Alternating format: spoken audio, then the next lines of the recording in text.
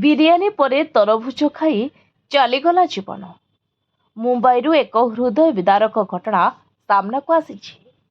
ପାଇଧୁନି ଅଞ୍ଚଳରେ ଗୋଟିଏ ପରିବାରର 4 ଜଣଙ୍କ ମୃତ୍ୟୁ ଘଟିଛି। ଏହି ଘଟଣା ସମଗ୍ର ଅଞ୍ଚଳରେ ଦୁଃଖର ଛାୟା ଖେଳାଇ ଦେଇଛି ଏବଂ ସମସ୍ତେ ଏହାର କାରଣ ଖୋଜିବାକୁ ଚେଷ୍ଟା କରୁଛନ୍ତି। ଖବର ଅନୁଯାୟୀ ଡୋକାଡିଆ ପରିବାର ରାତ୍ରି ଭୋଜନରେ ବିରିୟାନୀ ଖାଇଥିଲେ। କିଛି ସମୟ ପରେ ସେମାନେ ତରଭୁଜ ମଧ୍ୟ ଖାଇଥିଲେ, କିନ୍ତୁ ବିଳମ୍ବିତ ରାତିରେ ସମସ୍ତଙ୍କ ସ୍ୱାସ୍ଥ୍ୟାବସ୍ଥା ହଠାତ୍ ଖରାପ ହୋଇଗଲା। ତୁରନ୍ତ ସେମାନଙ୍କୁ ଡାକ୍ତରଖାନାକୁ ନିଆଯାଇଥିଲା, ଯେଉଁଠାରେ ଚିକିତ୍ସା ସମୟରେ 4 ଜଣଙ୍କ ମୃତ୍ୟୁ ହୋଇଥିବା ଜଣାପଡ଼ିଛି। ମୃତକମାନେ ହେଲେ ଅବଦୁଲ୍ଲା ଡୋକାଡିଆ, ତାଙ୍କ ସ୍ତ୍ରୀ ନସରିନ୍ ଡୋକାଡିଆ, ଆଏଶା ଡୋକାଡିଆ ଏବଂ ଜୈନବ ଡୋକାଡିଆ। ଗୋଟିଏ ପରିବାରର 4 ଜଣଙ୍କ ମୃତ୍ୟୁ ଅଞ୍ଚଳରେ ଆଲୋଡ଼ନ ସୃଷ୍ଟି କରିଛି।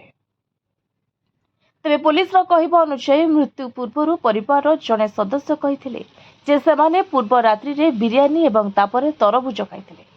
ତେଣୁ ଏହା ସ୍ପଷ୍ଟ ନୁହେଁ ଯେ ବିରିୟାନୀ ତରଭୁଜରେ ବିଷ ଥିଲା କି ନାହିଁ, ନା ଉଭୟଙ୍କୁ ପ୍ରତିକ୍ରିୟା ଯୋଗୁଁ ଏକାଠି ଖାଇଥିଲେ। ତେବେ ମୁମ୍ବାଇ ପୋଲିସର କହିବା ଅନୁଯାୟୀ ପ୍ରାଥମିକ ତଦନ୍ତରୁ ଖାଦ୍ୟ ବିଷାକ୍ତ ହେବାର ଆଶଙ୍କା ରହିଛି, କିନ୍ତୁ ବିରିୟାନୀ ତରଭୁଜରେ ବିଷ ଥିଲା କି ନାହିଁ, ନା ଏକାଠି ଖାଇବାରୁ ଫୁଡ୍ ରିଆକ୍ସନ ହେଲା, ତାହା ଏପର୍ଯ୍ୟନ୍ତ ସ୍ପଷ୍ଟ ହୋଇନାହିଁ। ପୋଲିସ ଦୁର୍ଘଟଣା ଜନିତ ମୃତ୍ୟୁ ମାମଲା ରୁଜୁ କରି ତଦନ୍ତ ଆରମ୍ଭ କରିଛି। ଖାଦ୍ୟ ନମୁନା ତରଭୁଜ ଜବତ କରି ପରୀକ୍ଷା ପାଇଁ ପଠାଯାଇଛି। ପୋଷ୍ଟମର୍ଟମ କରାଯାଇଛି, କିନ୍ତୁ ହିଷ୍ଟୋପାଥୋଲୋଜି ରିପୋର୍ଟ ଆସିବା ପରେ ହିଁ ମୃତ୍ୟୁର କାରଣ ସ୍ପଷ୍ଟ ହେବ। Report, voice of Odisha live.